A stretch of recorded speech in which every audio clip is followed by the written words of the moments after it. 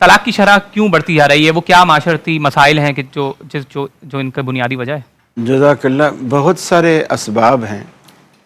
उनमें सबसे पहला सबब तो ये है कि अक्सर नौजवान लड़के और लड़कियां ये फ़ैसले खुद ही कर लेते हैं और बड़ों को उस मशवरे में शामिल नहीं करते, जिसका नाम लोगों ने लव मैरिज रखा हुआ है। और वो ये समझते हैं कि अब्बा को तो कुछ मालूम ही नहीं, इन्होंने अपनी ज़िंदगी गुजार ली, ये दुनिया हमारी है, ज़िंदगी हमारी है, हम जैसा चाहें जिए, जीवन साथी खुद तलाश करें। ठीक है, इस्लाम इसकी इजाज़त देता है, आप अपनी पसंद नापसंद वालिदैन को बताओ, आगाह करो, लेकिन सारे फ़ैसले खुद न करो, उनके तजर्बात से भी फ़ायदा उठाओ। तो हम ऐसा नहीं कर पाते। अब जब लव मैरिज होती है, सफ़ेद चमड़ी, नक्शो निगार, और ये दायम रहने वाली चीज़ें नहीं हैं। कुछ सालों के बाद ज़िवाल आता है, स्किन ढलकने लगती है, जिस चीज़ को देखकर मैंने मोहब्बत की थी अब वो चीज़ नज़र नहीं आ रही, वो चीज़ें फिर दरारें बढ़ती चली जाती हैं। फिर जब ऐसी सूरत में अगर अल्लाह ना करे कभी घर टूटने भी पड़े, तो वो जब घर में आते हैं पीछे, तो घर वाले भी एक्सेप्ट नहीं करते, इसलिए कि तुमने खुद ही फैसला किया था। जब तो ये कहते थे कि अम्मा अब्बा को क्या पता, अब तुमने खुद ये किया है तो अब निमटो, फिर वो भी साथ नहीं देते। और फिर हम ये भी गलतियां करते हैं कि छोटी छोटी बातें जो घरों के अंदर हो जाती हैं, ये कोई अजीब बात नहीं है, लेकिन हम ये जो मोबाइल का एक फितना हमारी जेबों में पड़ा होता है, इसका हम मिस यूज़ करते हुए घर में छोटी छोटी बात की इतला करते रहते हैं।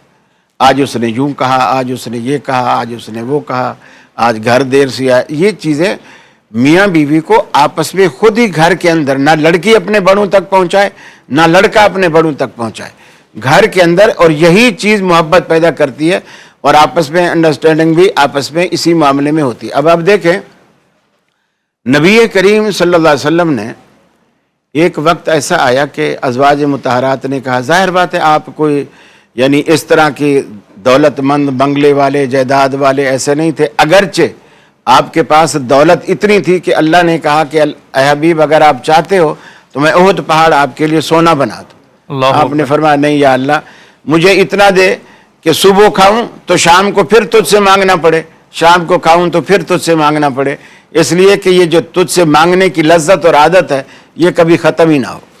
अब यही चीज़ें अज़वाज मुतहरात ने पहले देख रखी थी।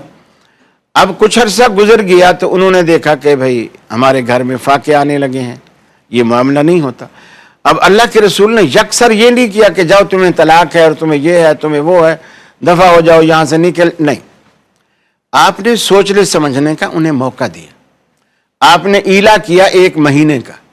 ईला कहते हैं कि बीवी से अपने आप को अलग कर लो, अच्छा, लेकिन लेकिन तलाक न दो, नाराज़गी का इजहार करो, और वो ईला नाराज़गी का इजहार ही होगा, और इसकी ज़्यादा से ज़्यादा मुद्दत 4 महीने है, इससे आगे आप लिमिट नहीं कर सकते। फिर आपको फैसला करना होगा रखना है या छोड़ना है। सही। आपने 1 महीने का ईला कर लिया। मस्जिद नबी में साहबा जमा हैं और हज़रत उमर आए मस्जिद नबी के अंदर, पूछा क्या बात है, क्यों जमा हो और क्या परेशानी है? बोले अल्लाह के रसूल ने अपनी सारी बीवियों को तलाक दे दी। अल्लाहु अकबर। हज़रत उमर ने कहा अच्छा मैं जाके रसूलुल्लाह सल्लल्लाहु अलैहि वसल्लम से पूछता हूँ। हज़रत उमर की अपनी बेटी हज़रत हफ्सा भी रसूलुल्लाह सल्लल्लाहु अलैहि वसल्लम के निकाह में थी। दर दौलत पे हाजिर हुए और बिलाल बाहर आए। बिलाल से कहा कि रसूल अकरम सल्लल्लाहु अलैहि वसल्लम से कहो कि उमर शर्फ बारियाबी चाहता है, अगर इजाज़त हो तो। जब बिलाल अंदर जाके बताते हैं तो रसूल सल्लल्लाहु अलैहि वसल्लम ने फरमाया उमर को बोलो कोई इजाज़त नहीं है। हज़रत उमर फ़ारूक रज़ियल्लाहु ताला अन्हु ये समझे अपने तौर पर कि शायद रसूल सल्लल्लाहु अलैहि वसल्लम ये समझे हैं कि मैं अपनी बेटी की सिफारिश लेकर आया हूँगा और इसलिए आपने इजाज़त नहीं दी। तो वहीं खड़े खड़े बात मुखातब बिलाल को कर रहे हैं, लेकिन इतना ऊंचा बोल रहे हैं कि रसूल सल्लल्लाहु अलैहि वसल्लम तक मेरी आवाज़ चली जाए कि बिलाल जाके रसूल सल्लल्लाहु अलैहि वसल्लम से कहो। अगर वो ये समझ रहे हैं कि मैं अपनी बेटी की सिफारिश के लिए आया हूँ तो ये गलत फहमी वो अपने दिल से निकाल दे। मैं अल्लाह की कसम खाकर कहता हूँ अगर रसूल सल्लल्लाहु अलैहि वसल्लम मुझे हुक्म करें तो मैं अभी के अभी हफ्सा का सर काट के आपके कदमों में डालूंगा। अल्लाहु अकबर। और जब बिलाल गए तो रसूल सल्लल्लाहु अलैहि वसल्लम ने, अभी बिलाल ने कुछ भी नहीं कहा क्योंकि आपने खुद सुन लिया था, आपने कहा उमर को अंदर बुलाओ। रसूल सल्लम अंदर, हज़रत उमर जब अंदर तशरीफ़ ले गए, आप एक चटाई पर लेटे हुए थे, कमर पर चटाई के वो जो पत्तों के निशान होते हैं वो भी पड़े हुए थे। एक कोने में 2-2.5 किलो के करीब जौ या कुछ गंदम मिक्स रखी हुई थी। हज़रत उमर ने पूछा, रसूलल्लाह ये क्या है? उन्होंने कहा, यार ऐ उमर, ये तुम्हारे रसूल का गोदाम है, यानी 2.5 किलो के करीब जौ रखे हुए, ये गोडाउन है जो इतना सारा सरमाया रखा हुआ है। हज़रत उमर की आंखों में आंसू आ गए, अर्ज़ की कि या रसूल अल्लाह, कैसर और किसरा जो खुदा के दुश्मन और बागी हैं, वो तो नेमतों में और महलों में मज़े करें, और आप अल्लाह के रसूल हैं इतने, और अल्लाह के करीबी हैं, और आपका ये हालत है, और आपकी जो खुराक और ये सारे मामले इस कदर तंगी में गुजर रहे हैं।